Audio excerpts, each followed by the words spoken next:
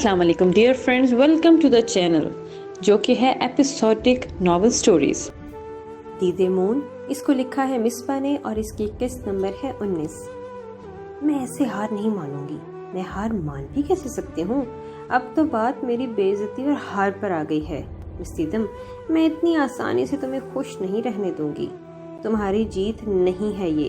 بہت جلد تمہیں تمہارے اس سو کالڈ شوہر سے بھی دور کر دوں گی۔ اپنے بکھرے ہوئے روم میں ادھر ادھر چکر کاٹتے ہوئے شیزا خیالوں میں دیدم سے مخاطب تھی۔ جب سے اس نے شادر سے سنا تھا کہ دیدم کا نکاح مون سے ہو چکا ہے، اسے اپنی ہار کسی بھی صورت برداشت ہی نہیں ہو پا رہی تھی، جس کے نتیجے میں اس نے اپنے کمرے کے حشر بھی بگاڑ رکھا تھا۔ اس گدھے شاجر کو بھی سنا کر آ گئی ہوں، اب کیا کروں میں؟ کیا کروں؟ کیسے اس لڑکی کو برباد کروں؟ کچھ تو سوچنا پڑے گا۔ غصے میں چلاتے ہوئے اس نے ٹیبل پر رکھا ہوا گلدان بھی اٹھا کر نیچے پٹک دیا، جس سے فضا میں ایک بار پھر سے ارتعاش پیدا ہوا۔ کام ڈاؤن شیزا، جسٹ کام ڈاؤن۔ غصہ کرنے سے کچھ نہیں ہوتا۔ اپنے غصے کو قابو میں رکھو اور آگے کے بارے میں سوچو۔ اس لڑکی نے تمہیں ہرایا ہے، میں نے بیکار کی خوشی منائی۔ ڈریسز کے سامنے کھڑے ہوتے ہوئے وہ مرر میں اپنا لال بھبوکا چہرہ بھی دیکھنے لگی، جہاں دیدم کے لیے نفرت ہی نفرت تھی۔ تبھی اس کے ذہن میں کوئی خیال لپکا تو وہ ادھر ادھر اپنا سیل ڈھونڈنے لگی۔ اسکرین پر انگلیاں چلاتے ہوئے اس نے ایک نمبر ڈائل کیا اور کان کے ساتھ لگاتے ہوئے ونڈو کے پاس چلی گئی۔ 2-3 بیلز جانے کے بعد آخر کار کال پک کر لی گئی اور اسپیکر سے شازم کی مدھم سی آواز ابھری، شاید وہ سو رہا تھا۔ کیسے ہو شازر؟ تم کہہ رہے تھے کہ تمہارے گھر والے آ رہے ہیں۔ کوئی نہیں ہے آیا، کوئی پرابلم ہوئی ہے؟ وہ محتاط انداز میں اس سے پوچھنے لگی، کیونکہ پچھلے دن شازر کے ساتھ لڑائی ہونے کے بعد نہ اس نے کوئی رابطہ کیا تھا اور نہ ہی شیزا نے۔ میں نے دوبارہ بات ہی نہیں کی۔ تم ناراض ہو کر آ گئی تھی اور تمہیں اتنا زیادہ غصہ کیا، میں اس کی ریزن نہیں سمجھ پایا۔ اب تم ٹھیک ہو؟ شیزا کے سوال کے جواب میں اسپیکر کے اس پار شازر کی بھاری مدھم آواز گونجی۔ جی میں ٹھیک ہوں، یوں ہی بس غصہ آ گیا تھا۔ تم بتاؤ نا، کب آ رہے ہیں تمہارے گھر والے؟ میں چاہتی ہوں کہ ہفتے کے اندر اندر ہی سب کچھ طے ہو جائے تاکہ ہماری رخصتی ہو سکے۔ اپنی پیشانی دباتے ہوئے شیزا نے آگے کا پلان ترتیب دیا۔ اس نے شازر کو غصے کی ریزن بتانا ضروری نہیں سمجھا، بلکہ اس بات کو ہی بدل دیا۔ اوہو، میری وائفی سے اب دوری برداشت نہیں ہو پا رہی۔ کھانستے ہوئے شازر نے اسے چھیڑنا شروع کر دیا۔ ایسی کوئی بات نہیں ہے، اپنی اس ٹھڑک کو کبھی کنٹرول بھی کر لیا کرو، موقع ملتا نہیں شروع ہو جاتے ہو۔ اس وقت اس کی فضول باتیں سننے کا شیزا کا کوئی موڈ نہیں تھا، اس لیے دو ٹوک انداز میں سے روک گئی، جس کے نتیجے میں شازر خاموش ہو گیا۔ اس کی خاموشی محسوس کرتے ہوئے شیزا دوبارہ گویا ہوئی۔ اس ٹھڑک کے لیے شادی کے بعد ساری زندگی پڑی ہے، اس لیے کہہ رہی ہوں کہ جلدی سے رخصتی کروا دو۔ آگے کے بارے میں وہ سوچ رہی تھی، اس لیے شازر سے بالکل بھی اپنے ریلیشن خراب نہیں کرنا چاہتی تھی، اسی وجہ سے واپس چاپلوسی کرنے لگی، مبادا وہ ناراض نہ ہو جائے۔ اب کیا ہو گیا ہے دیدم؟ اب تم کیوں رو رہی ہو؟ کیا پھر سے میں نے تمہیں ڈانٹ دیا ہے؟ میں تم پر اپنا حق نہیں جما رہا ہوں اور نہ کچھ بول رہا ہوں، پھر تمہارے اس رونے کا کیا مطلب ہے؟ تم کھانا کھا لو رونا چھوڑ کر۔ اگر میرے یہاں بیٹھنے سے یا اس کمرے میں رہنے سے تمہیں کوئی پرابلم ہو رہی ہے تو بھی بتا دو، میں کہیں اور چلا جاؤں گا۔ میں صرف تمہاری وجہ سے اس روم میں رکا تھا، نہ کہ کوئی حق حاصل کرنے کے لیے۔ دیدم کو روتا دیکھ کر اس کا موڈ مزید خراب ہو گیا۔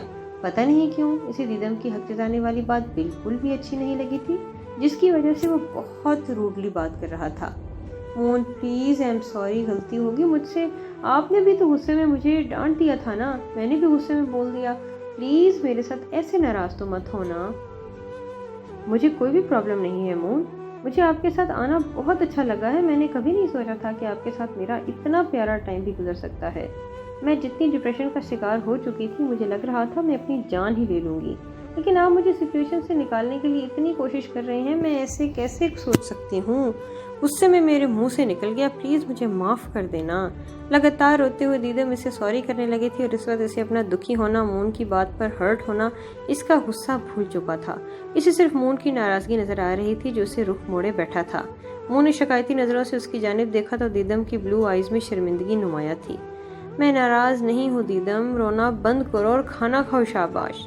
دیدم کی سرخ آنکھوں میں دیکھتے مون نے دھیمے لہجے میں کہا، لیکن دیدم ابھی بھی مطمئن نہیں ہوئی اور دونوں ہاتھ اپنی آنکھوں پر رکھ کر رونا شروع ہو گئی۔ اف دیدم، کیسے تمہیں سمجھاؤں یار، نہ رونا ایسے، کتنی ضدی ہو، ایک ہی بات بس جم جاتی ہو اس پر، سنتی نہیں ہو۔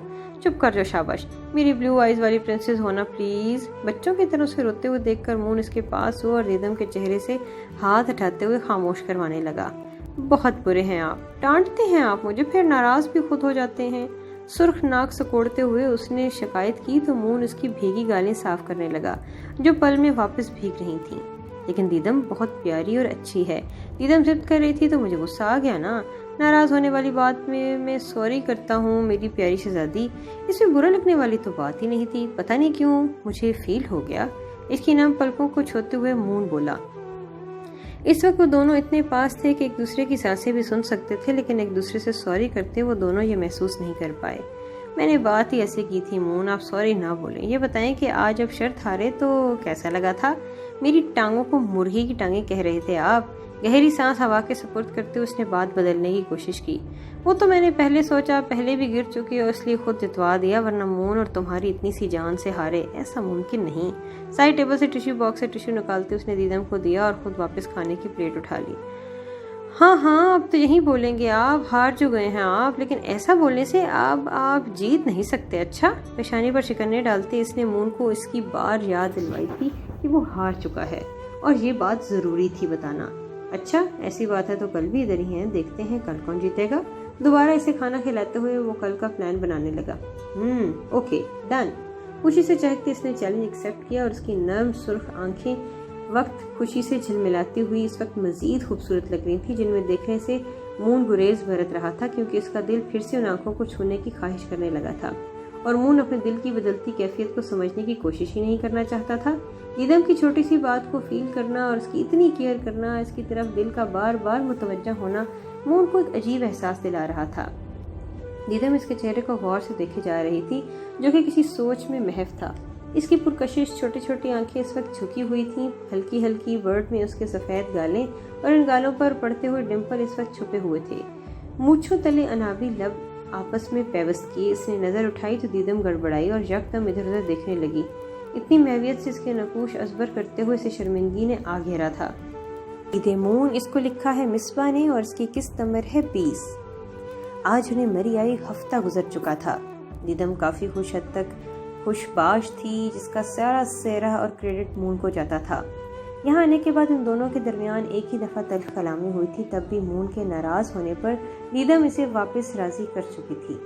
इसके बाद वो वैसे भी बहुत मोहतात रहती थी कि कहीं दोबारा ऐसी वैसी कोई बात ना करके इसको ऐसे हर्ट ना करे।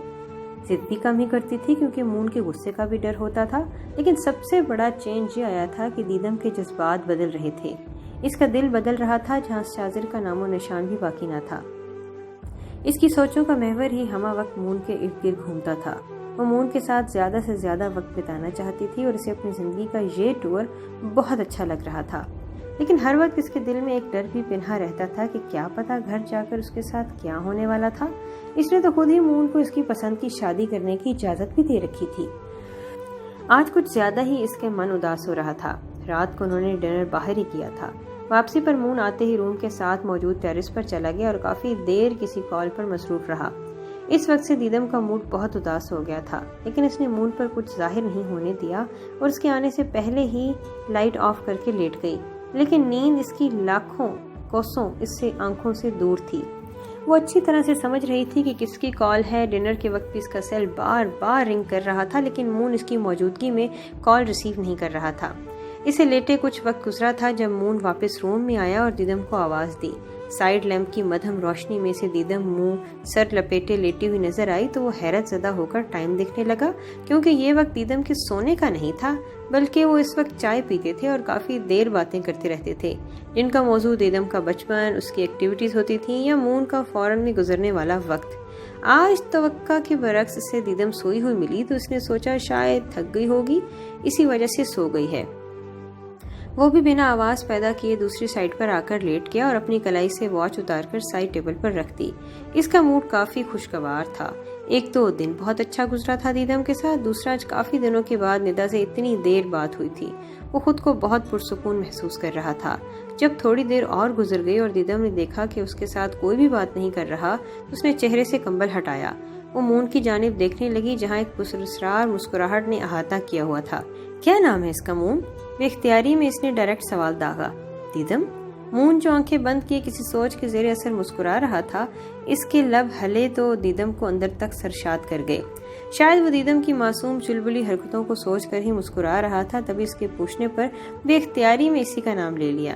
تم سوئی نہیں ابھی تک؟ میں سوچ رہا تھا تم سو چکی ہو، اور حیران بھی ہو رہا تھا کہ آج بلو آنکھوں والی شہزادی جلدی کیسے سو گئی۔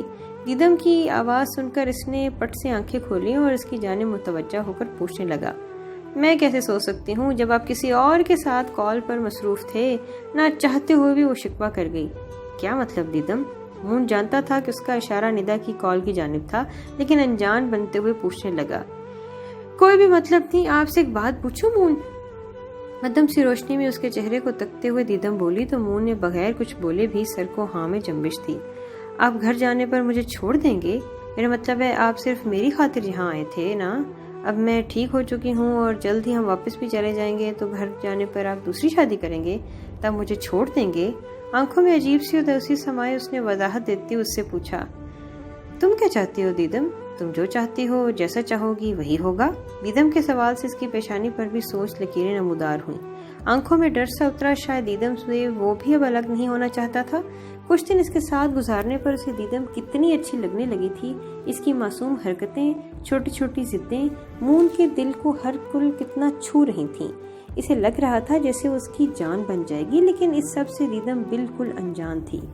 میں تو چاہتی ہوں کہ مجھے کبھی نہ چھوڑیں مون، بے شک دوسری شادی کر لیں، میں آپ کی خوشی میں خوش ہوں تب بھی۔ اس کی شادی کی بات کہتے دیدم کا لہجہ بھاری ہو گیا اور اسے اپنے حلق میں سانس اٹکتا ہوا محسوس ہوا، تو 2 جملوں میں بات ختم کر ڈالی اور نظریں چراتے ہوئے ادھر ادھر دیکھنے لگی۔ اسے ڈر تھا مون کی جانب دیکھ لیا تو وہ رو دے گی۔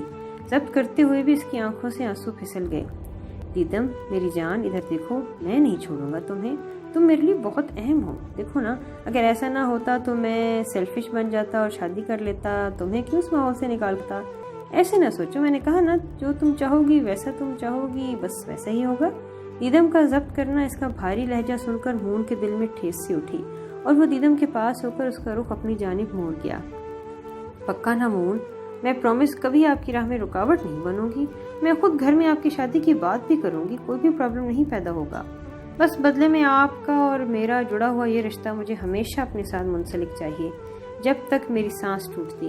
مون کے بازوں کے حصار میں قید و جذباتی ہوگی اور اس کی آنکھیں بھیگنے لگی۔ ایک لڑکی کے لیے سب سے مشکل مرحلہ ہوتا ہے اپنے شوہر کو بانٹنا، لیکن وہ یہ رشتہ قائم رکھنے کے لیے اس مرحلے کو بھی قبول کر رہی تھی۔ دیدم کیسی باتیں کر رہی ہو، اللہ تمہیں میری زندگی بھی لگا دے۔ اس کی باتیں مون کے دل میں اس کا مقام مزید اونچا کر گئیں۔ بے اختیاری میں اس نے جھکتے ہوئے دیدم کی پیشانی پر شدت بھرا لمس چھوڑا۔ دونوں اس وقت معنی خیزی ماحول کی قید میں تھے۔ دیدم نے سرخ آنکھیں اٹھا کر اسے دیکھا تو مون کی آنکھوں میں خوشی، محبت، فکر اور خمار موجود تھا۔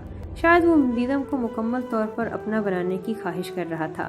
دیدم نے جیسی نظریں جھکائی، مون نے باری باری اس کی آنکھوں پر محبت بھرا لمس چھوڑا۔